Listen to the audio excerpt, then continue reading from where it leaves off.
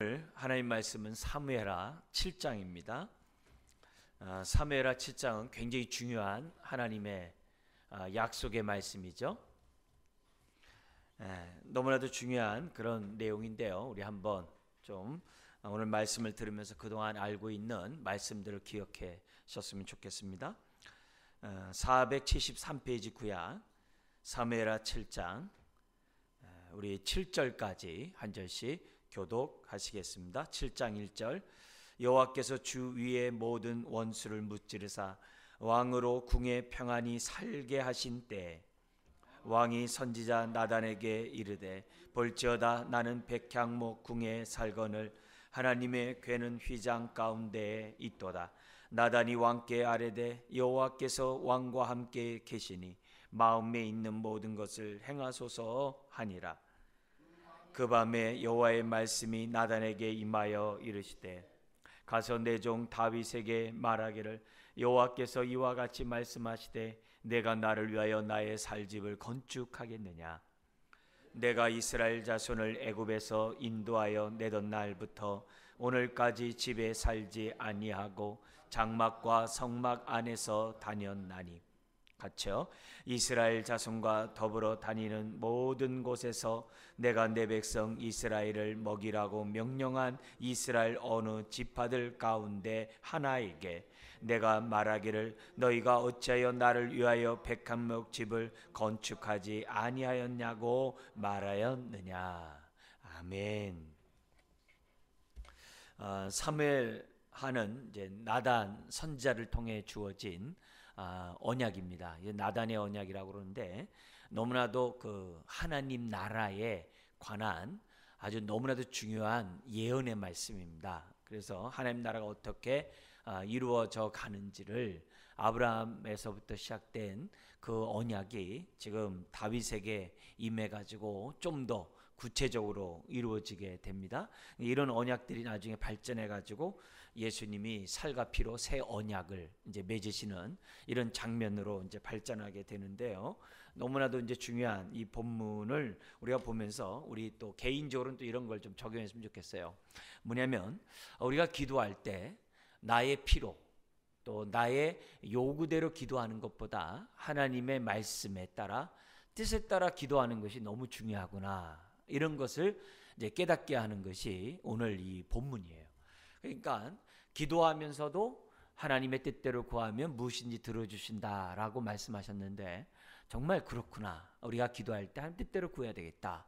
자, 이렇게 하는 것이 굉장히 중요하고 또한 두 번째로 우리가 이런 기도를 통해서 우리가 알아야 될 것이 뭐냐면 우리가 생각할 때 이것은 하나님이 기뻐하는 일이고 이것은 정말 하나님의 나라를 확장하는 데 있어서 너무나도 중요한 일이라고 생각했던 그런 것들이 그래서 내가 그 일을 어떤 것을 이제 하고자 할 거 아니겠습니까? 했던 그런 일들이 때로는 하나님의 때와 하나님의 뜻에 맞지 않을 수도 있다는 것을 우리들이 아는 것이 굉장히 중요해요. 예를 들어서 우리 교회가 예를 들어서 정말 부흥을 위해서 기도를 하고 또 심지어는 여러분들이 복음과 하나님 나라를 위해서 일생 살겠다라고 나를 사용해 달라고 그래서 내가 이런 일을 하려고 하니까는 하나님 도와달라고 기도를 했어요. 했는데도 내 현실 속에서 내가 경험되어지는 현실은 내 기도와 정말 이 거리가 멀 때가 있는 거예요. 나는 하나님의 선하시고 기뻐하시고 온전한 뜻 가운데 살고자 어떤 일을 했는데 내가 볼 때 하나님이 함께하지 않는 것 같은 느낌을 가질 때가 있다는 거예요. 그럴 때 나는 어떻게 해야 하는가? 그런데 감사하게도 오늘 본문은 그런 마음을 가지고 동기가 벌써 순수하잖아요.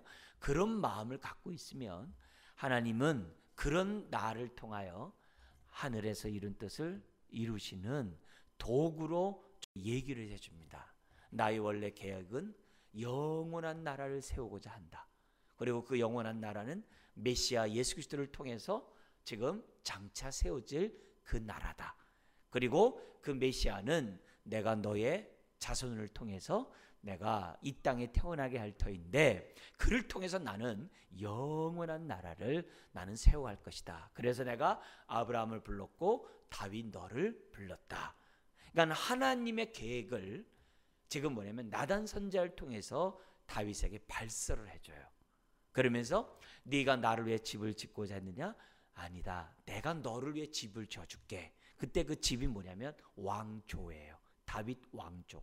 내가 너의 집을, 왕조를 내가 세워줄게. 그래서 너의 자손이 영원토록 이 세상을 통치하는 그런 통치할 수 있도록 내가 네 자손을 축복해 주겠다라고 우리 하나님이 나단 선지자를 통해서 다윗에게 하신 그 말씀을 그날 밤에 행하시는 것을 봐요.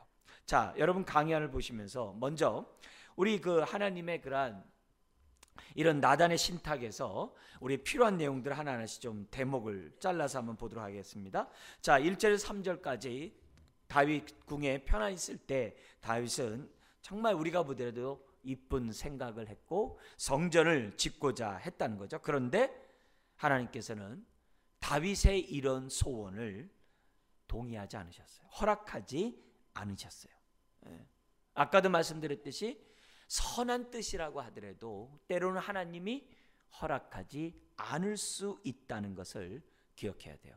그래서 우리들이 신앙생활할 때 이런 부분이 올 때 나는 선한 뜻을 가지고 주님의 일을 하면 하나님이 함께 하셔서 함께하는 증거들을 막 사람들이 보게 하고 나도 느끼게 해야 되잖아요. 근데 그런 일이 없을 때 우리들이 어떤 생각을 가져요? 이래요. 내가 뭐 잘못됐나? 아니면 왜 하나님이 나와 함께 한다고 했는데 함께 하지 않나? 사람들이 나의 현실을 보고서 위축들을 당하는 것이 보통이에요. 아마 위축한다는 사람들은 거의 없을 거예요, 아마. 그러나 오늘 이런 말씀을 통해서 그렇게 내가 선한 뜻을 생각하고 내가 복음과 하나님을 위해 내 삶을 드렸을 때 내가 볼 때 내가 내 스스로가 하나님이 함께한 어떤 증거나 열매나 능력이나 이런 것들이 안 나타난다고 해가지고 좌절하거나 낙심하거나 해서 위축당하지 말고 내가 갖고 있는 그 뜻이 하나님이 보시기에 선하다고 생각하면은 누가 뭐라고 하더라도 자기를 부인하고 자기 십자가를 지고 주님 가신 그 길을 따라가야 한다는 사실을 저와 여러분들이 좀 분명히 생각하고 포기하지 않았으면 좋겠어요. 네? 흔들리지 않고 정말 어그러진 무릎을 이렇게 세워서 정말 우리가 둯대를 향해 나아가는 저와 여러분들이 돼야만 한다는 거죠. 근데 안타깝게도 많은 사람이 내가 기대하는 그 수준에 이르지 못했을 때 낙심하고 좌절하고 포기하고 하나님에게 주셨던 그 열정과 하나님을 향한 선한 뜻을 갖다가 사장시켜버린 사람들이 대부분이라는 거예요. 그러지 말라는 거예요. 그런 부분에서 우리들이 기억하고 심지어는 이런 게 있어요. 예를 들어서 제가 이제 저 같은 사람이 목사가 뭐냐면 우리는 하나님의 뜻이 겁니다. 우리 이것을 뜻을 위해서 갈 것입니다. 가겠습니다 라고 하면서 우리 비전이 뭐였어요? 건강한 개인 건강한 교회가 재생산되기를 바라는 마음으로 하나님 앞에 비전을 가지고 기도를 시작했어요. 그건 하나님이 기뻐하는 일이고 성경적이거든요. 근데 현실 속에서 그것이 안 이루어질 때 제가 어떻게 할 수 있어요? 이런 비전을 갖다가 은근슬쩍 내린다든지 이런 비전에 대해서 내가 기도하지 않는다든지 이런 비전에 대해서 내가 다시 성도들에게 자꾸 이렇게 독려하거나 같이 이렇게 상기시키지 않고 나도 모르는 사이에 어떻게 돼요? 그런 것들을 은근슬쩍 내릴 수가 있어요. 심지어는 이런 저를 향해서 사람들이 뭐라 그래요? 아니 목사님 그렇게 열심히 기도하고 열심히 한다고 하더니 보여지는 게 아무것도 없네. 도대체 그 비전 제대로 들은 거예요? 제대로 본 거예요? 하면서 비난할 수도 있겠죠. 아니면 이렇게 콧방귀 낄 수도 있겠죠. 그런 상황들 우리들의 상황 가운데 얼마든지 벌어질 수 있거든요. 그리고 그런 사람들에 대해서 손가락질할 수도 있어요. 그러지 말라는 거예요. 이런 메시지를 통해서 우리들이 알아야 될 것은 그런 일이 우리들의 상황에 벌어진다고 하더라도 그러지 말라 이게. 우리는 성경에 보면은 위대한 역사를 일으켰던 많은 사람들이 있는 반면에 에녹과 같이 어떻게 돼요? 300년과 동행한 사람들도 많이 있어요. 히브리서 11장의 믿음장에 보면은 창세부터의 믿음의 선진들의 모습이 화려한 사람들도 있지만은 어떻게 돼요? 화려하지 않은 사람들도 많이 있어요. 근데 중요한 것은 그들이 뭐예요? 그런 가운데서도 믿음으로 신앙을 신앙생활을 했고 믿음으로 신앙이 전수되도록 그의 삶을 드렸다는 그것이 중요한 거예요. 우리들이 봤을 때는 어떤 겉으로 드러난 그런 현상에 많이 주목하고 스스로 어떻게 돼요? 내 마음이 흔들릴 수가 있지만 하나님의 앞에서 우리들이 이런 메시지를 통해서 가져야 할 것은 그게 아니라는 거예요. 내가 처음에 가졌던 그것이 하나님의 뜻으로부터 하나님의 말씀으로부터 내가 가진 비전이고 꿈이라고 한다고 한다면 어떤 현실적인 상황 때문에 의기소침하거나 내 비전을 갖다가 내려놓거나 기도하는 것을 포기하거나 그러지 말고 오히려 어떻게 돼요? 생을 다하는 나에게 주신 그 말씀이 정말 하나님이 정말 나타나셔가지고 야 기도 좀 바꿔라 라고 말하기 전까지는 끊임없이 그것을 붙잡고 우리가 매진하는 이런 자세를 처음부터 우리들이 갖는 것이 굉장히 중요해요. 그래서 사무엘하 7장을 통해서 내가 낙심되고 좌절하고 내가 뭔가 왠지 모르게 그런 것에 비판적인 모습을 갖고 있다고 한다면은 오늘 이 말씀을 기억해서 다시금 정신 바짝 차리고 믿음의 주여 온전케 하신 주님을 바라보고 달려나가는 저와 여러분들이 돼야 돼요. 우리 옛날에 김죽경 선교사님이 7년 만에 한 영혼을 전도했을 때 그리고 4년 동안 있는데 어느 누구도 그 중동에서 예수 믿으라고 말 한마디 못하고 있을 때 자기가 얼마나 자괴감이 들었는지 모르는데 찬송도 마음대로 못해가지고 혼자 사막에 가가지고 쫙 하고 막 찬송 부르고 막 혹시라도 누가 들을까봐 아무도 안 보는 데서 그냥 막 하면서 그런 세월을 수년간 했다는 거예요. 그런데 나를 부르신 분이 하나님이라는 그 사실, 더구나 나를 이곳에 오게 하신 분이 하나님이라는 그 사실이 자기를 붙잡았기 때문에 현실적으로 보면은 자기는 빨리 짐 싸고 한국에 와야 되는데 다른 지역으로 가버려야 되는데 자기가 그러지 않고 있다고. 그러다가 하나님이 나에게 사람을 붙여줘서 영혼을 붙여줘서 나로 하여금 사람을 하나님께로 인도하는 사람이 되었다라고 얘기를 하거든요. 네? 그런 와중에 어떤 일도 방했어요? 그 사랑하는 딸도 중학교 3학년 때 죽었고 우리 아들하고 같은 나이에요. 수련회 우리 아내들 수련회 와가지고 늘 막 인사하고 까딱까딱 했던 10여 년 동안 그랬던 애예요. 근데 그 아이가 죽었고 아내도 죽었잖아요. 우리 그런 상황할 때 얼마나 자기 모습을 볼 때 어떻게 돼요? 얼마나 자괴감을 들겠어요. 그렇지만 그에게 그를 부르시고 그에게 주셨던 그 비전을 그는 어떻게 돼요? 놓지 않고 삶이 어떻든지 간에 의지하면서 나가는 거고. 그러자 또 동역자 우리 새롭게 이렇게 재혼해 가지고서 같이 뭐예요? 사역할 수 있도록 힘을 주고 그래서 다시 자기가 받은 그 비전에 불을 태우고 있는 그런 선교사의 모습을 보라 이게요. 그런 거 볼 때 불쌍하다 뭐 어쨌다 그렇게 보는 사람은 정말 믿음 없는 사람이죠. 그러하여금 그를 붙잡게 하는 그것을 우리가 이런 사무엘을 통해서 7장을 통해서 저와 여러분들이 우리가 좀 이렇게 깨달았으면 좋겠어요. 그래서 믿음 없는 행동들 하지 말고 믿음 없는 한숨 쉬지 말고 받은 은혜가 하나님의 뜻 가운데 있다고 한다면 할렐루야 하고 가는 거예요. 네. 주님 의지하고 가는 거예요. 왜요? 이것이 하나님의 일이고 이것이 하나님의 나에게 준 그런 건데 내가 거기서 내가 이렇게 좌지우지되고 이런 거는 바람직하지 않다는 거예요. 자, 그러면서 동시에 우리 한 가지 먼저 좀 배울 것이 뭐냐면은 다윗은 평안할 때 이 모든 것이 하나님의 은혜인 줄 알았다는 거죠. 평안할 때 자기 능력으로 자기가 잘나서 이렇게 됐다라고 다윗은 생각하지 않았다는 거죠. 오히려 평안할 때 그는 어떻게 돼요? 나에게 은혜를 준 하나님을 먼저 생각하는 이런 태도, 이것이 자연스러운 영성이라는 거죠. 여러분 잘 될 때 하나님의 영광을 드러내는 이런 자세, 그리고 잘 될 때 하나님 내가 어떻게 하는 것이 이 은혜를 보답할 거라고 생각하는 이런 태도들은 저와 여러분들이 배워야 될 우리의 신앙인 줄 믿습니다. 우리가 어려울 때만 내가 잘 되면 이렇게 하겠습니다 그러지 말고 나에게 어려운 일 없이 그래도 그대로 우리가 뭐예요? 어느 정도 편하게 살아갈 때 하나님께서 뭐예요? 나에게 평안할 때를 살아가게 한다는 얘기는 뭐예요? 더욱더 복음과 하나님 나라를 위해 살아갈 수 있도록 나를 기회를 주신 거잖아요. 그러니까 그런 기회를 잘 선호해야 한다는 거죠. 그래서 우리 믿는 사람은 일이 잘 됐거나 잘 안 됐거나 우리는 할렐루야가 돼야 돼요. 일이 안 되면 정금같이 되어 나오게 하실 것이고, 일이 잘 되면 주를 아는 지식 속에 빨리빨리 자라가지고 나를 통해서 복음과 하나님 나라를 위해 사용할 수 있는 기회를 주신 것이거든요. 그러니까 우리는 어쨌든 간에 사장시키면 안 돼요. 잘 된다고 자기를 쓰고 못 된다고 해가지고 낙심해서 그냥 주저앉고, 이거는 하나님이 원하는 뜻이 아니에요. 안 되면 안 된 대로 정금같이 되어서 나오게 하실 것이고, 잘 될 때는 나에게 기회를 주신 것이고, 그렇게 생각하면서 저와 여러분들이 마음을 먹는다고 한다면, 저와 여러분들이 뭐예요? 다윗을 통해 하나님 뜻을 이루셨던 하나님이 오늘 저와 여러분들을 통해서도 이루시는 하나님이신 줄 믿습니다. 다윗의 하나님은 나의 하나님이라는 것을 잊어서는 안 돼요.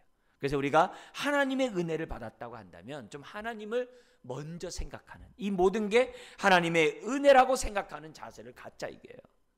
여러분, 제가 질문하겠습니다. 여러분, 하나님을 사랑하십니까? 네. 정말 이걸 우리가 잘 생각해야 돼요. 사랑하면 가장 귀한 것을 주기에 돼 있어요. 아낌없이 주게 돼 있어요. 네? 하나 주는 게 아니라 두 개를 주고 싶은 거예요. 내 능력이 하나밖에 없어도 두 개를 드리고 싶어서 아쉬운 마음을 하나를 다 드리는 거예요. 그게 뭐예요? 사랑하는 사람의 태도거든요. 우리가 정말 하나님의 은혜를 받고 하나님을 사랑하는 사람이라고 한다면 우리는 어떻게 돼요? 정말 내가 다 드려도 아쉬운 마음이 있을 때 그게 사랑하는 마음이에요. 그게 정상이에요. 그렇지 않으면 나머지는 다 비정상이에요. 하나님을 드리면서 아까워하고, 하나님을 드리면서도 난 할도리 했다고 그러고, 하나님에 드리면서 난 최선 다했다고. 그거는 은혜를 몰라서 그래요. 우리가 늘 찬송가 있는 것처럼 늘 아쉬운 마음, 불러도 그냥 더 부르고 싶어하는 마음이 있는 것이 은혜를 아는, 주님을 사랑하는 사람의 기본이에요. 그런 마음을 갖도록 저와 여러분들이 해야 되고, 하나님 뭐예요? 그렇게 은혜를 주세요. 그렇게 살라고 그런 은혜를 주세요. 내가 육에 속하고 내가 자꾸 딴짓해서 못 누리는 것이지, 하나님은 항상 우리에게 넘치도록 주시는 분이에요.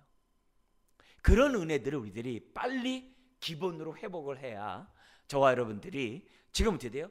다윗을 통해 역사하셨던 하나님이 저와 여러분들 통해 일하시는데 우리가 뭐예요? 내 삶을 드릴 수가 있는 거예요. 교만하지 말고 항상 은혜 앞에 네 몸 여기 있으니 나를 사용해 주세요. 그런 마음을 다윗처럼 갖는 것이 굉장히 중요해요. 그리고 누가 뭐라든지 간에 하나님 앞에 좋은 것 드리려고 하는 사람 보면요, 옆에서 어떻게 돼요? 자꾸 격려해 줘야 돼요. 왜요? 모이기를 힘쓰고 사랑과 선행을 격려하라고 그랬잖아요. 그죠? 히브리서 10장에 얘기했잖아요. 그러니까 우리는 자꾸 잘하면 잘한다, 감사하다고, 나에게 그런 마음을 준 하나님을 찬양한다라고 자꾸 얘기해주고, 나도 그런 마음 갖기를 원한다고 나를 위해 좀 기도 좀 해달라고 그러고 자꾸 해야 돼요. 예. 그래서 자꾸 힘을 넣어주는 저와 여러분들이 될 때 하나님이 기뻐하세요. 자, 우리 그러면서 4절부터 9절에 보면은 다윗의 소원에 대해서 우리 하나님이 이제 건축을 이제 금하시면서 무슨 얘기하냐면은 5절 7절에 이렇게 얘기합니다. 나는 사람이 지은 집에 있지 않는다. 왜요? 우리 하나님은 성전보다 크시고 만물보다 크세요. 우리 하나님은 그린 심산이나 또 어떻게 돼요? 예루살렘에 거하시는 분이 아니에요. 하늘 위에 계시고 온 세계에 충만하신 그런 분이에요. 그런데 사람들은 성전을 지음으로 하나님을 그 안에 가두려고 하는 생각이 얼마든지 있거든요. 성전을 우상으로 삼으려고 하는 생각들이 얼마든지 있거든요. 그게 바벨론 포로로 끌려가기 전에 이스라엘의 생각이에요.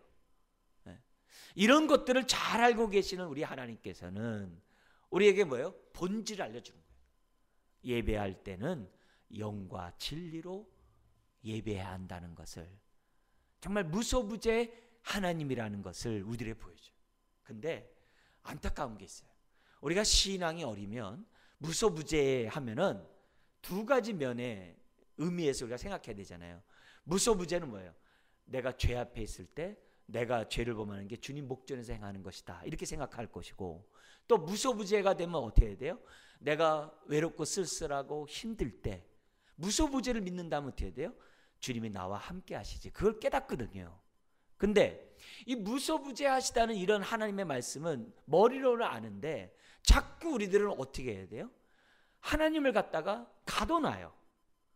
예를 들어서 뭐 교회 안에 가둬놓는다든지 내 머리통에 이렇게 머릿속에 이렇게 가둬놓는다든지 어느 영역에 가둬놓고 끝나버린다고. 우리 하나님 뭐예요? 무소부재하시다는 얘기는 우리가 좋을 때나 나쁠 때나 어려울 때나 힘들 때나 늘 함께 하신다는 거거든요. 항상 하나님 하세요? 함께 하세요. 그걸 인식하고 예배드리는 거하고 그냥 예배드리는 건 다르단 말이죠. 그래서 우리 하나님께서는 먼저 얘기하는 거예요. 나는 무소부재하다 이게요. 어디든지 내가 다 있다 이게요. 내가 심지어 어려울 때도 나와 함께 하시고 고통 가운데서도 함께 하시고 우리 하나님 항상 함께 하시는 분이에요. 그런 분을 갖다가 집을 져준다고 해서 하나님이 거기에 좌정하겠냐 이거죠. 그건 아니라는 거죠. 그러면서 뭐라냐면은 8절 9절에 이렇게 얘기합니다.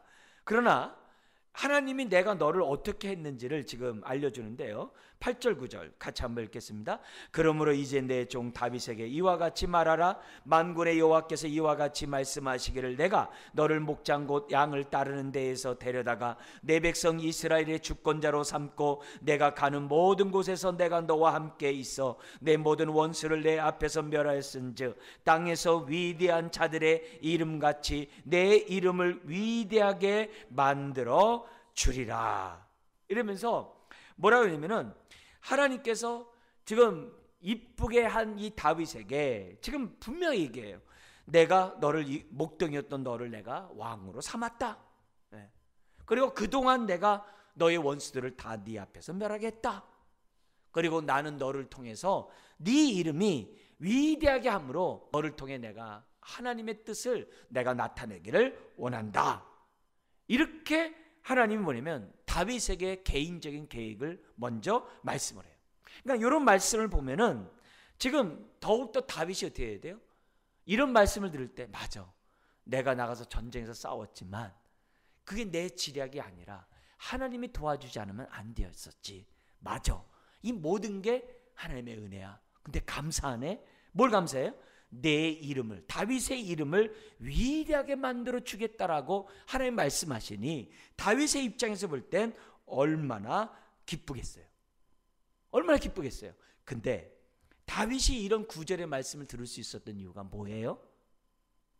비록 성전을 짓고자 하는 그 선한 뜻이 하나님 앞에는 상달되지 않았지만은 뭐는 상달된 거예요? 그 마음은 상달된 거예요. 이미 받으신 거예요. 이미 받으신 거예요. 성전은 안 받으셨지만 그의 삶은 받으신 거예요. 그러니까 하나님이 다윗에게 어떤 얘기 해주는 거예요? 내가 너희 대적을 없애준 것처럼 앞으로도 그러할 것이다. 그리고 내가 너의 이름을 정말 어떻게 돼요? 위대하게 만들어 주겠다라고 우리 하나님이 다윗에게 약속하신 거예요. 전 그래서요 이 모습에서 우리들이 좀 깨달을 것이 이런 것들이에요. 우리가 뭐냐면 내가 하나님의 선한 뜻을 가지고 주님 건강한 교인 건강한 교회를 재생산하게 해주세요. 하나님 내가 그런 도구가 되게 해주세요. 기도했는데 내가 재생산하는 모습들이 없어. 여러분 그런 일이 나에게 벌어지지 않는다고 내가 느낀다 하더라도 하나님 뭐 했다는 거예요? 나 하나님 뜻대로 살고자 했던 그 마음을 받아주셨다는 거예요. 그걸 좀 알라는 거예요. 제발 눈에 나타난 현상이나 어떤 성감을 가지고 함부로 여러분들 판단하고 내 자신도 나를 평가하지 말고 남들의 평가를 우리 고린도전서 4장처럼 바울이 자기를 비판하는 자들에 대해서 작은 일로 여긴다고 했어요. 그러면서 뭐냐면 바울은 모든 걸 평가하는 분은 하나님이다라고 모든 비판을 결정을 딱 쳐요. 그런 자세가 굉장히 필요한 거예요. 나도 나를 판단하지 말고 남의 판단이 크게 들리거든요. 그건 작은 일로 여기고 진정한 판단은 누가 하시는 거예요? 하나님이 하시는 거예요. 그래서 저와 여러분들은 받은 바 은혜대로 하나님 앞에 최선을 다하면 되는 거예요. 그것을 하나님이 기뻐하고 그런 사람이 뭐예요? 마라톤 완주를 하시는 거예요. 자꾸 남의 소리에 귀가 막 이렇게 얕아지고 자꾸 남의 소리 듣고자 하면요 갈짓자로 걷게 돼요. 그건 하나님의 선한 뜻을 이룰 수 없어요. 중도에 포기하게 돼요. 그러지 말라 이게. 오늘 보세요. 다윗의 성전은 안 받았지만 그 마음을 받으셨잖아요. 그리고 하나님이 너를 통해 하나님의 뜻을 이루게 함으로 너를 위대한 사람이 되게 해주겠다라고 하나님이 지금 뭐예요? 약속하셨잖아요. 저는 하나님이 우리 교회를 통해서 건강한 교회인 건강한 교회가 재생산되는 그것을 이루어 가실 줄 믿습니다. 정말 한 사람이라도 몸된 교회를 통해서 거듭나는 영혼이 있다고 한다면 하나님이 우리 교회를 통해 기뻐하실 거예요. 기뻐하실 거예요. 그리고 우리 교회를 통해서 뭐예요? 재생산되는 그런 일들이 나타나리라고 믿어요. 또 안 나타난다 하더라도 하나님 어떻게 돼요? 그 마음은 기뻐하실 거예요. 왜? 하나님의 뜻이니까. 그것을 위해 우리는 뭐예요? 최선을 다해서 우리는 하자는 거예요. 최선을 다해서 우리가 포기하지 말고 해나간다고 한다면 우리는 어떻게 돼요? 하나님은 마음은 받고 우리를 통해서 뭐예요? 우리가 생각하고 기대하는 것보다 더 위대한 일들을 다윗에게 말씀하셨듯이 저와 여러분들에게 말씀하신다는 사실을 오늘 이 메시지를 통해서 분명히 깨닫기를 주의 이름으로 축원합니다. 여러분, 그래서 우리가 다윗처럼 거룩한 비전을 가져야 돼요. 그리고 다윗처럼 큰 꿈을 가지고 기도해야 돼요. 왜요? 하나님이 그 마음을 기뻐하시고, 그리고 또 어떻게 돼요? 그런 마음을 통해 하나님이 어떻게 돼요? 새 일을 행할 수 있도록 하나님이 그 사람을 사용하세요. 성전은 안 받으셨지만 하나님이 다윗에게 새 일을 행하시는 것을 우리는 성경을 통해서 이룰 수 있어요. 볼 수 있어요. 그러니까 거룩한 비전도 없고 꿈도 없이 기도하는 사람은요, 기회조차 박탈당하는 거예요. 그러지 말라는 거예요. 하나님 앞에 쓰임받을 수 있는 기회를 내가 어떻게 해야 돼요? 놓치지 말자 이게. 하나님이 나에게 꿈을 주고 비전을 주고 교회를 위해 기도하게 했다고 한다면 하는 거예요. 더러 나에게 직분을 맡겨서 나 했다. 그건 어떻게 하든지 간에 누가 뭐라든지 간에 놓으면 안 돼요. 지경을 넓힐지언정 놓으면 안 돼요. 기회를 상실하는 것은 바람직한 모습이 아니에요. 주님이 우리들에게 주시는 그런 것, 정말 우리가 하나님이 일하시는 방식들을 저와 여러분들이 배우셨으면 좋겠어요. 하나님은 다윗에게 뭘 이루기 원해요? 다윗의 집을 세우기를 원하셨어요. 그래서 다윗이 온전한 믿음을 가졌기 때문에 그의 자손들이 너희 아비 다윗은 이러지 않았더니라 이렇게 얘기하고, 너가 너희 아비처럼 참 잘 살아니 참 복되도다 이렇게 얘기를 하는 거예요. 그래서 그의 후손이 다윗 하다가 결국 메시아가 어떻게 돼요? 다윗의 후손 오는 거예요. 하나님의 그 위대한 뜻이 이런 다윗에게 임했다는 사실을 잊지 말고 신앙생활하면서 이런 사람이 되자. 제가 우리 지난번에 얘기하면서 우리 한국 교회에서 서씨 집안 잊지 말자 그랬죠. 서경조 목사라든지 서상륜 장로 이런 사람 잊지 말자 그랬죠.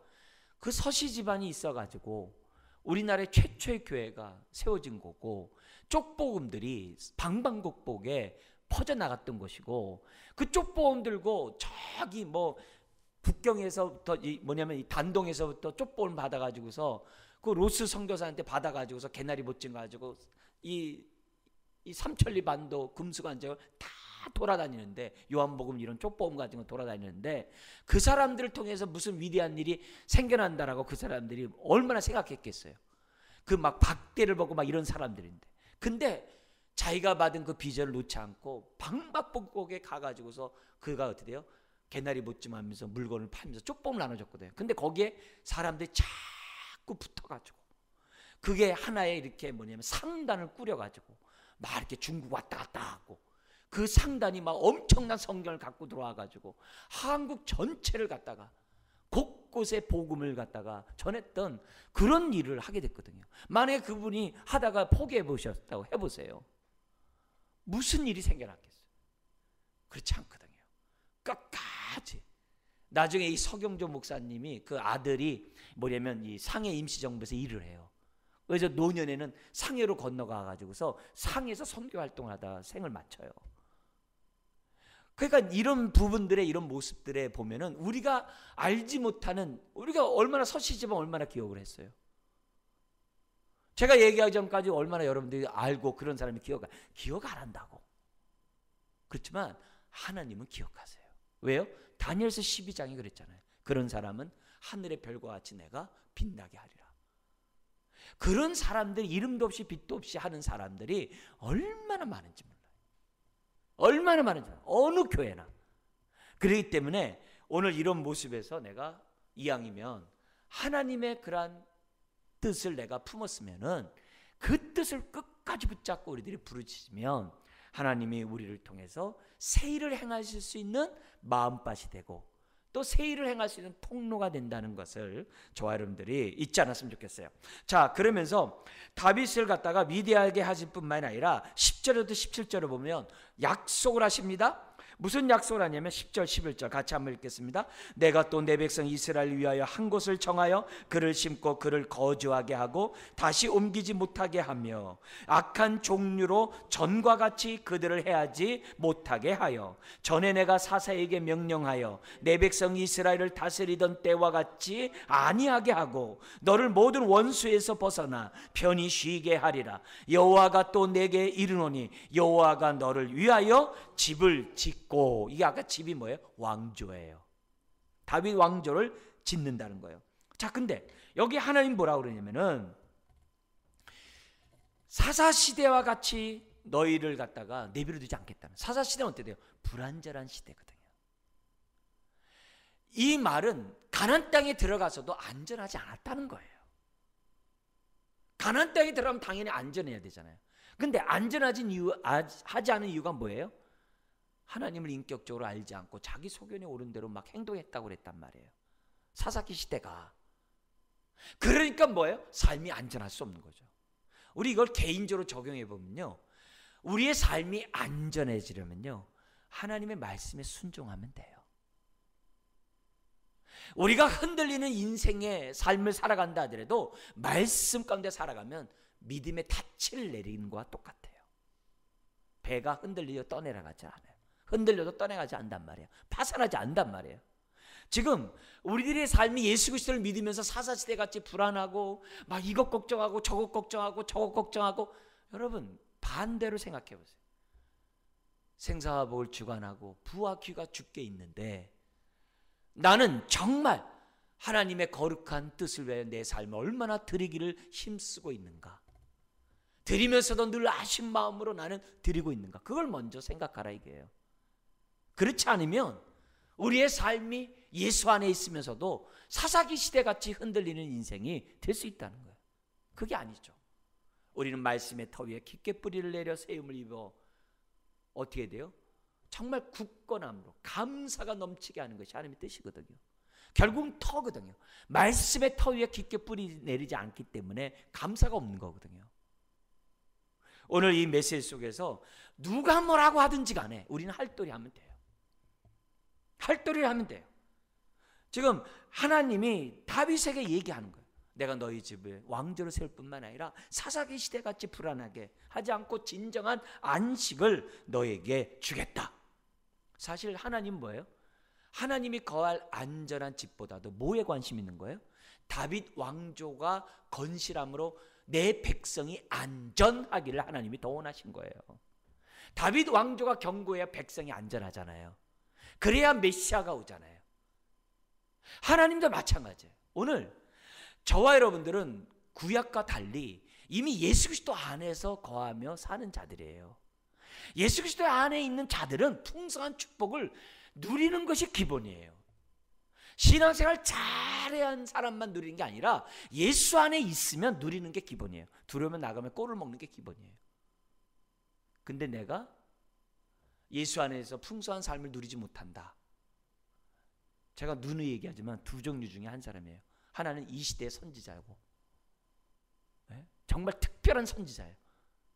그리고 또 하나는 뭐냐면 내가 예수 그리스도를 믿는다고 하면서도 내 마음이 하나님 중심이 아닌 거예요.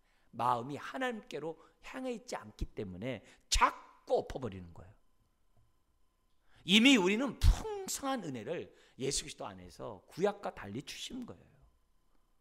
누리지 못하는 것은 심각한 거예요. 그러니까 신약에서는 성령 충만하지 않은 걸 죄라고 얘기하는 거예요. 내가 뭐 잘못한 것만 죄가 아니라 하나님의 뜻대로 살지 않으면 죄가 되는 거예요. 성령 충만하지 않으면 그게 죄가 되는 거예요. 죄의 차원이 달라요. 그런 의미에서 우리가 정말 예수 그리스도 안에서 모든 것이 이미 있는데 우리가 그걸 누리지 못하고 한다면 이건 문제가 아닐 수가 없다는 거예요. 왜? 여기 나오는 하나님의 마음과 일치하지 않는다는 것을 우리들에게 보여줍니다. 그러면서 12절부터 16절까지 왕조를 세워주겠다는 그 하나님이 구체적으로 어떻게 집을 짓겠는지, 어떤 집을 이렇게 지어가는지를 지금 뭐냐면 설명해 주고 있어요. 먼저 12절 13절 읽겠습니다. 내 수완이 차서 내 조상들과 함께 누울 때 내가 내 몸에서 내 씨를 내 뒤에 세워 그의 나라를 견고하게 하리라. 그는 내 이름을 위하여 집을 건축할 것이요 나는 그의 나라 왕위를 영원히 견고하게 하리라. 우리 하나님은 다윗의 자손인 그 정말 솔로몬의 그런 왕위가 계승되는, 사울에게 요나단이 계승이 안 됐잖아요. 그러니까 다윗은 불안한 게 있을 거 아니에요. 단지 솔로몬에만 끝나는 게 아니라 어떻게 돼요? 영원한 나라를 세울 수 있는 그의 나라의 왕위라고 하잖아요. 왕위를 영원히 견고하게 하리라.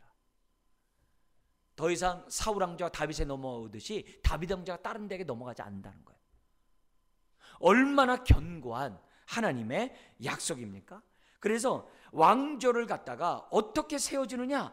내 몸에서 날 내 씨, 아브라함에게서 날 그 씨를 통해 메시아가 오듯이 너의 씨를 통해서 이 나라가 견고하게 될 것이라고 약속했고, 이 예언은 예수님 안에서 완성되는 것을 봐요. 자, 그러면서 14절 16절에 놀라운 얘기를 합니다. 그 집을 어떻게 세워가느냐? 뭐냐면 언약으로 세워가시겠다라고 약속을 해요. 14절 17절까지 같이 한번 읽겠습니다. 나는 그에게 아버지가 되고 그는 내게 아들이 되리니 그가 만일 죄를 범하면 내가 사람의 매와 인생의 채찍으로 징계하려니와 내가 내 앞에서 물러나게 한 사울에게서 내 은총을 빼앗은 것처럼 그에게서 빼앗지는 아니하리라. 내 집과 내 나라가 내 앞에서 영원히 보존되고 내 왕위가 영원히 견고하리라 하셨다 하라. 나단이 이 모든 말씀들과 이 모든 계시대로 다윗에게 말하리라. 여기서 뭐냐면 하나님의 왕조를 어떻게 이어가냐면 언약의 말씀에 따라 이어가겠대요. 그러면서 뭐라고 했냐면 나는 너의 아버지가 되고 너희는 나의 아들이 된다는 거예요. 이게 뭐냐면 언약에 대한 정의예요. 언약에 대한 정의예요. 그래서 뭐라 하냐면 비록 너희가 죄를 범한다 할지라도 아버지와 아들 간의 자녀의 관계는 깨질 수 없다라고 약속을 하세요. 오늘도 마찬가지예요. 저와 여러분들이 예수 그리스도를 믿고 하나님의 자녀가 되는 순간 우리가 죄를 범한다 할지라도 하나님이 우리에게 언약의 축복을 가져가지 않으세요. 언약의 관계를 깨뜨려 버리지 않으세요. 그러나 뭐는 없어요? 누림은 없겠죠. 우리가 그 축복을 누리지는 못하겠죠. 그러나 자녀된 것이 깨지지 않는다는 것을 지금 뭐예요? 얘기하고 있어요. 이건요, 세상에서는요 동맹 국가였다가 내일의 적대 국가가 될 수 있어요. 오늘 동맹했다가 내일 적대 국가가 될 수 있는 게 세상이에요. 그러나 하나님과 우리의 관계는 절대 그러지 않는다. 깨지지 않는다는 거예요. 하나님은 변하지 않는다라고 우리들에게 지금 말씀하고 있어요. 자, 그러면서 이 언약의 이 약속을 하면서 무슨 얘기하냐면 이렇게 얘기해요. 16절에 내 나라가 영원히 보존되고 내 왕위가 영원히 견고하리라 하셨다 하라. 여러분, 이것이 뭐예요? 하나님 나라예요. 요 얘기가 나중에 있잖아요. 다니엘이 정말 환상 가운데 하나님부터 말씀을 받는데, 다니엘서 7장에 받는데 요 얘기를 그대로 받아요.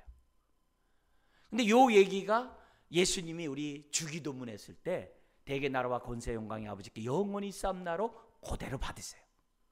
그러니까 이런 얘기들이 예수님 안에서 이렇게 완성되는 것으로 우리에게 신약에서 가르쳐주고, 저와 여러분들은 뭐예요? 예수 그리스도를 믿는 순간에 영원한 흔들리지 않는 나라의 유업을 이을 자녀로 저와 여러분들을 삼으셨다는 것이 성경이 가르침이에요. 이거는 단순히 다윗에게만 끝나는 게 아니라 메시아 예수 그리스도와 연관되어 있고 오늘 저와 여러분들에게 연관된 하나님의 말씀인 것을 저와 여러분들이 잊어서는 안 돼요. 예수님이 이 땅에 오셔서 제일 먼저 선포한 것도 하나님 나라예요. 바로 그 나라를 선포하셨고 그 나라의 백성이 저와 여러분들이 되도록 은혜를 베풀어 주셨다는 것, 그리고 그 나라를 운행하는 그 원칙은 언약이라는 거예요. 한번 우리를 자녀 삼으시면 절대로 우리를 빼앗기지 않으세요. 우리 하나님이 절대로 끊어버리지 않으시는 그 하나님의 이런 언약 관계를 기억하고 오늘 저와 여러분들 뭐예요? 신앙생활하는 저와 여러분들이 됐으면 좋겠어요. 그래서 좀 머리를 좀 우리들이 사용해가지고 내가 힘들고 어려울 때마다 하나님 나와 함께하지 않은가 보다, 제발 이런 소리 좀 하지 마세요. 내가 어렵고 힘들 때마다 내 기도 안 들어주나 보다, 제발 그런 좀 얘기 좀 하지 마세요. 그런 얘기 하지 말고 항상 우리는 하나님의 자녀인 것을 생각하고, 자녀는 하나님이 항상 함께 하시고, 그리고 자녀는 단순히 구원받는 게 목적이 아니라 나를 통해 뭐예요? 영원한 나라를 세워가기를 원하신다는 사실을 다윗처럼 그걸 좀 잊지 말고 복음과 하나님 나라를 위해서 살아가는 저와 여러분들이 되어야 될 줄 믿습니다. 자, 그러자 이런 얘기를 듣자 다윗이 어떻게 되겠어요? 하나님 앞에 이게 웬 은혜인가 하면서 어떻게 돼요? 하나님께 영광을 돌리면서 그 뜻대로 이루어지기를 원합니다 하면서 뭐 하는 거였어요? 기도하고 있어요. 이 얘기는 우리들에게 어떤 적용을 주냐면은 우리가 성경을 읽을 때마다 말씀에 따라 기도하는 것이 이거구나라는 샘플을 보여주는 거예요. 그래서 하나님 말씀을 듣고 감화감동이 되면 하나님, 내가 기도할 마음이 생겼나이다. 하나님, 주 뜻대로 이루어질 줄 믿습니다. 하나님, 이 말씀이 이루어지도록 내 삶을 드리오니 하나님 나를 사용해 주세요. 하나님의 이런 말씀이 나에게 깨달음이 올 때마다 다윗과 같은 기도를 저와 여러분들이 해야 한다는 거죠. 자, 그래서 여러분 강해안을 보시면서 따라 보시면은 18절 우리 한번 같이 한번 읽겠습니다. 다윗 왕이 여호와 앞에 들어가 앉아서 이르되 주 여호와여, 나는 누구이오며 내 집은 무엇이기에 나를 어떻게 돼요? 여기까지 이르게 하셨나이까. 그죠? 그러니까 나의 나됨이 하나님의 은혜였다는 것을 지금 뭐예요? 다윗은 지금 고백하는 거예요. 오늘도 마찬가지입니다. 하나님은 여기까지 이르게 하신 분이 하나님이신 줄 믿습니다. 에베네셀의 하나님이에요. 여기까지 도우신 하나님은 앞으로도 여러분을 도와주실 줄 믿습니다. 여러분, 이 자리에 여기까지 나와서 예배드리게 하신 부분은 마지막 생을 다하는 그때까지도 주님 앞에 서서 예배하고 하나님 앞에 가게 하시는 하나님이신 줄 믿습니다. 절대로 우리를 놓지 아니하시는 하나님이에요. 그러면서 19절부터 24절에 다윗이 감사하는 바가 딱 나와 있어요. 거기 보면 19절 우리 강해안 보세요. 먼 장래일까지도 말씀하셨나이다. 20절 내가 무슨 말을 하겠습니까? 21절 주 뜻대로 이루어지길 소망합니다. 22절 주와 같은 분이 없으심을 믿습니다. 23절 24절 땅의 어느 한 나라가 주의 백성 이스라엘과 같으리까. 이 말은 오늘 신약으로 얘기하면 어떻게 돼요? 땅의 어느 나라 사람들이 정말 그리스도의 몸의 한 지체로 부름받을 수 있겠나이까? 오늘 교회가 있다는 것이 얼마나 큰 은혜입니까? 그러면서 24절 하나님이 그들의 하나님이 되신 것처럼, 이게 언약의 하나님이잖아요. 오늘 우리 교회의 언약의 하나님이 되시는 줄 믿습니다. 할렐루야.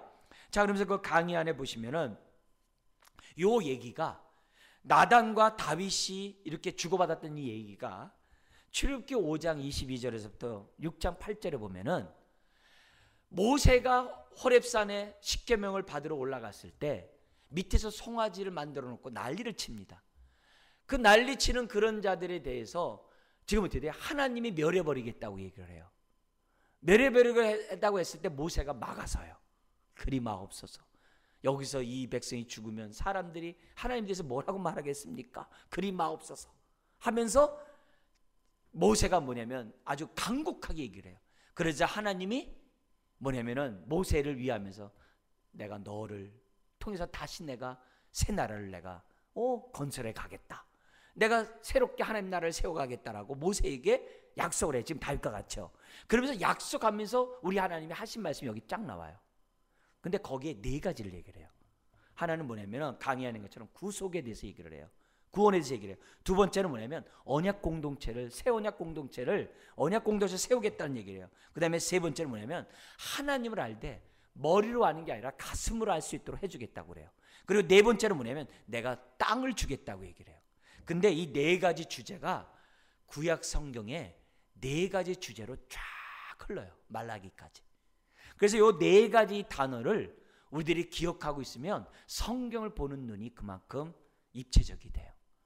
그만큼 성경을 이해하는데 많은 유익이 있어요. 나중에 기회 있을 때 제가 이 본문을 가지고 여러분들의 다시 제가 소개하도록 할게요. 오늘은 그것보다도 다윗이 이런 하나님의 뜻을 받았을 때 다윗의 이 태도를 저와 여러분들이 본받기로 나요. 그러면서 25절 29절에 다윗이 기도해요. 뭐냐면은 25절 27절 말씀대로 행하여 주옵소서. 주의 집이, 다윗의 집이 주님 앞에 견고하게 하소서. 그 말씀대로 되었지어다 그거예요. 그러면서 27절 29절 주의 종이 기도로 간구할 마음이 생겼나이다. 이렇게 얘기를 해요. 오늘 이 메시지 속에서 뭐냐면은 우리가 정말 말씀에 따라 기도해야 된다는 것이 바로 이거예요. 우리가 기도할 때 하나님의 뜻대로 기도하는 것이 중요하다는 것이 바로 이것을 가르쳐주고 있어요. 그래서 제가 초대에서 말씀드린 것처럼 하나님 말씀을 읽고 묵상하다가 은혜가 되면요, 하나님 이대로 되어지기를 원하나이다, 그렇게 기도하셔야 돼요. 이왕이면 저를 통해서 이 뜻이 이루어지기를 원합니다. 그런 마음으로 한 말씀 한 말씀을 우리가 붙잡고 묵상하고 기도해 나가면 하나님이 드디어 그 마음을 받으시고 하나님이 드디어 나를 통해 하나님의 새 일을 이루어 가신다는 사실을 저와 여러분들이 잊어서는 안 돼요. 잊어서는 안 돼요. 그러면서 다윗은 자신이 받은 이 복보다도 항상 하나님의 뜻에 그가 맞춰져 있어요. 그래서 하나님이 원치 않으니까, 왜 원치 않아요? 내가 성전 지어주겠다는데요. 그러지도 않아요. 빨리 바꿔요. 모든 것이 주의 뜻대로 이루어지기 원하고 나는 그 뜻에 내 삶을 드리기를 원합니다. 하나님 도와주십시오. 신약에 보면 이런 말씀이 있어요. 우리가 해야 될 것들 중에 하나가 범사에 감사라는 게 있어요. 여러분, 범사에 감사라는 그 명령을 하셨을 때에는 뒤집어서 하나님이 우리의 삶을 어떻게 주겠다는 거예요? 범사에 감사하도록 만들어 주겠다는 거예요. 할렐루야. 그 말씀이 그거잖아요. 그러니까 내가 범사에 감사하지. 그럼 뒤집어서 생각하셔야 돼요. 내가 감사할 일이 없을 때마다 생각하셔야 돼요. 하나님, 이게 뭐죠? 범사에 감사하도록 하나님 인도하신다고 했는데, 하나님, 내가 지금 감사한 일이 없다고 한다면 이게 뭐죠? 이건요, 한참 하나님의 뜻에서 벗어나 있는 거예요. 하나님의 그 언약의 하나님의 손길에서 벗어나 있는 거예요. 하나님, 내 인생이 그렇게 되지 않도록 도와주시고 오늘 다윗처럼 항상 감사할 수 있는 이런 사람이 될 수 있도록 하나님 도와주옵소서. 여러분, 한순간도 은혜가 없는 시간이 없잖아요. 그 얘기는 한순간도 감사가 없는 시간이 없다는 얘기잖아요. 하나님, 깨달을 수 있는 은혜를 다윗처럼 나에게 줘서 늘 감사하게 해두고, 그리고 다윗과 같은 이런 기도를 행할 수 있도록 주님 도와주옵소서. 마지막 하나 하고 마치도록 하겠습니다. 여러분, 17절처럼 하나님은 자신의 이름을 위하여 집을 건축하겠대요. 우리 하나님은 다윗 왕조도 결국은 자신의 이름 때문에 그렇게 다윗 왕조를 세우는 거예요. 시편 23편에 여호와는 나의 목자시니 하면서 우리를 인도한대요. 왜요? 자신의 의를 위하여. 의를 위하여. 이 말은 오늘 저의 삶이 의의 길로 갈 수밖에 없어요. 왜요? 하나님은 의이시기 때문에. 하나님은 여기 나온 것처럼 우리의 삶을 잘 되게 할 수밖에 없어요. 왜요? 저와 여러분들에게는 하나님의 이름의 명예가 달려 있으니까. 우리가 하나님의 교회를 세우기를 원하는 것보다 하나님이 더 원하세요. 아멘. 그래서 저와 여러분들이 하나님이 원하는 대로 삶 받을 수 있도록 우리의 삶을 드리는 것이 중요해요. 다윗은 모든 것이 하나님의 은혜인 줄 알고 모든 영광을 하나님 앞에 올려드렸어요. 더구나 받은 바 은혜를 어떻게 하면 감사로 표현할지 최상의 것을 드리고자 했던 것이 다윗이에요. 하나님이 이런 마음을 받으시고 오히려 이런 다윗을 통해 영원한 하나님의 왕조를 갖다가 하나님이 세워가신다는 이 사실을 생각해 볼 때 오늘 이 밤에 하나님 거룩한 말씀에 따라 거룩한 비전을 가지고 하나님 앞에 부르짖을 때 말씀에 따라 부르짖자. 하나님이 안 들으신다 하더라도 내 마음을 받아주신다. 그리고 이런 사람에게 하나님은 새 일을 이루어 가신다.